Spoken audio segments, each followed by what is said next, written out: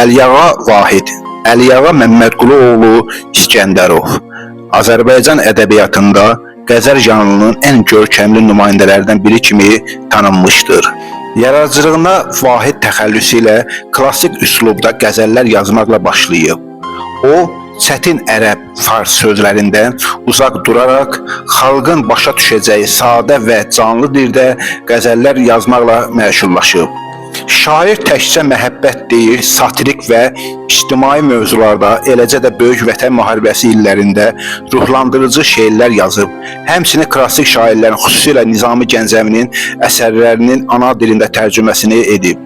Şairin xatirəsini əbədiləşdirmək üçün onun Abşeron rayon Masadır qəsəbəsində heykəli ucaldılıb və onun həyatı və yaradıcılığı haqqında məşhur Qəzəlxan Bəydi filmi çəkilib. Arifin hər işi dünyada fənadır görürəm.